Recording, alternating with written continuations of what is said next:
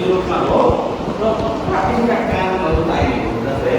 फुडका क्वालिटीका कुरा भए कुनै एउटा इन्डस्ट्रीले उत्पादन गरेको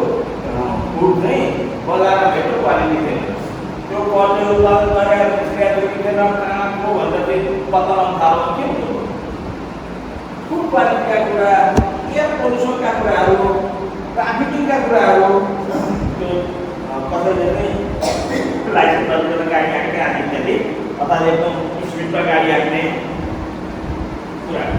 this type of offence are the long term effective offence for the people किन भन्दाखेरि यो पिपलको लागि चाहिँ लङ टर्म इफेक्टिभ हुन्छ क्वालिटी अफ द फुड कसलाई काम गर्नु छैन कतिको अरूहरू पनि छैन जनतालाई इफेक्टिभ लङको रूपमा पर्छ एयर पोल्युसन कसलाई पर्छ पनि थाहा छैन ट्राफिकमा कसले कसलाई कतिखेर हान्छ थाहा छैन तर लङ टर्म इफेक्टिभ पर्छ तर उसलाई चाहिँ असाध्यै थोरै यस्ता टाइपका अफेन्समा यहाँ इन्जिनियर चाहिँदैन है यो भेट्यो भने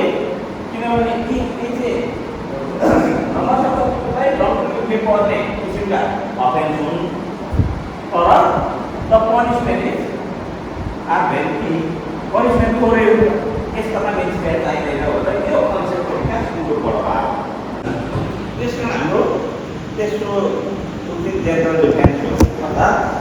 एलिमेन्ट अफ क्राइमको च्याप्टर हेर्नु तेस्रो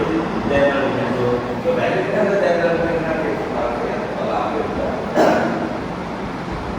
जेनरल डिफेन्स भने के भन्दाखेरि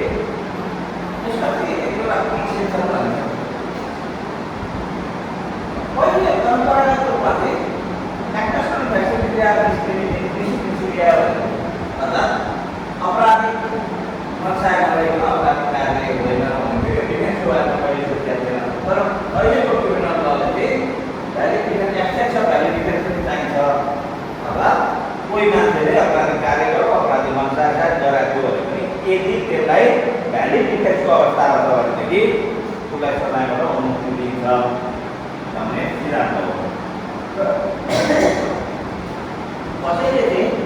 त्यो भ्यालु डिफेन्स गर्ने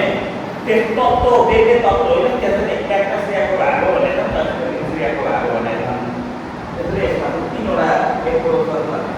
एउटा ट्रेडिसनल एप्रोच एक्सटर्नल फ्यासिलिटी मात्रै भन्छ क्याक्टसिया पनि हुन्छ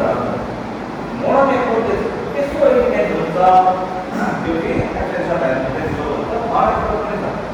तिनीहरू भ्यालु डिफेन्स हुन्छ तर कसैले यसलाई चाहिँ यो सेपरेट डिमेन्ड होइन एक्टसियाको भाग हो भने कसैले सेपरेट डिमेन्ड होइन डिसियाको भाग हो तर मोडर्न कन्टेक्स्टमा एक्सेसन भ्यालु डिफेन्स चाहिँ अपराधको एउटा तत्त्वको रूपमा सबैले स्वीकारेन र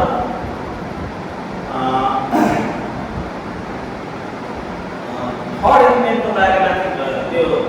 एक्टसिया कसैले एक्टसियाको भाग हो डिसियाको भाग हो भने तर कसैले पनि अहिले चाहिँ त्यो क्राइमको एलिमेन्ट के होइन भनेर के हो त डिफेन्स भन्दाखेरि what is said in the prosecutor or court to prove that two person did not commit a crime or the act of presenting the argument is to the court is called defense अर्थात् त्यो legal सेक्सनमा चाहिँ defence भनेको प्रोसिक्युटर र कोर्टको सम्बन्धमा चाहिँ मलाई यो सजा हुँदैन भनेर क्लेम गर्ने विषय प्रुभ गर्ने विषय हो यदि प्रुभ गर्नु भनेदेखि उसलाई सजा हुन्छ त्यो एक्टसिया र डिसियाको आधारमा होइन मलाई यो डिफेन्स छ त्यस कारण चाहिँ त्यो प्रुभ मलाई सजा हुँदैन भने चाहिँ जे आर्गुमेन्ट दिन्छ त्यो चाहिँ defence maybe the either general or specific कुनै यस्ता डिफेन्स हुन्छ कि जहाँ चाहिँ स्पेसिफिक अफेन्समा मात्रै त्यो डिफेन्स लागु हुन्छ तिनीहरूलाई स्पेसिफिक डिफेन्स जस्तै प्रोभोकेसन भन्ने डिफेन्स चाहिँ सामान्यतः मर्डरमा मात्रै लागु हुन्छ र कहिलेकाहीँ प्रोभोकेसन भन्ने डिफेन्स चाहिँ हर्टमा पनि हुन्छ क्यारेजबाट या हर्टमा पनि हुन्छ र यो चाहिँ स्पेसिफिक डिफेन्स हो specific defence the particular crime अर्थात् कुनै निश्चित अपराधमा मात्रै लिनु पर्ने डिफेन्सलाई स्पेसिफिक डिफेन्स हुन्छ र अरू क्राइममा त्यस्तो हुँदैन जेनरल डिफेन्स भने सामान्यतः सबै क्राइमहरूमा चाहिँ त्यस्तो डिफेन्स लिन सकिन्छ त्यो चाहिँ जेनरल डिफेन्स र